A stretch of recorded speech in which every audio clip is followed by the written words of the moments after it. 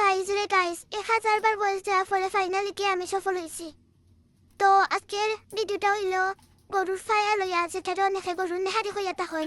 তো গরুর ফায়া রান্দার লাগি ফয়লাও দিতে এবার লবণ, মরিচ, অলৈদ, বাখরের গুঁড়া, পিঁয়াজ অফকোর্স, এরপরে তেল আর লবণ দিয়া ফয়লা মাখাইতে থাকবা যেন আমার আম্মুয়ে মাখাইতে ইয়াছেন। সো এরকম মাখাইতে পরে বেশাই ইয়া পানি দিবা।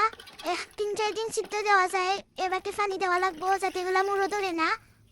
এবারে পানি দেওয়া পরে এগুলারে 3-4 দিন আপনি জাল দিতে হইবা একটা না। 3-4 দিন জাল দেওয়ার পরে অন্য একটা পাত্রে তেল দিবা ফয়লা, এরপরে দিবা মেথি, এরপরে দিবা রসুন বাটা। আমার আম্মু ফয়লা রসুন বাটা দিয়া হয়েছে না, আরও দিছেন, এরপরে আবার আরও দিছেন।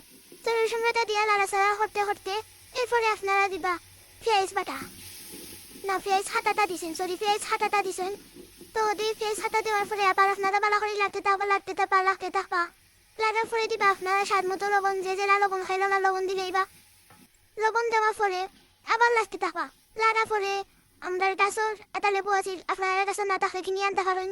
ও এটা লেবু দিবা, হাতিয়া দিয়া আবার লাগার পরে আপনারা ফায়া যে তুলিয়া রাখছিলে ও ফায়াগুলো দিলেইবা। আর লাস্টে ফাইনালি বালা আখরি জাল দিলে রেডি দিয়ে দিব গরুর ফায়া।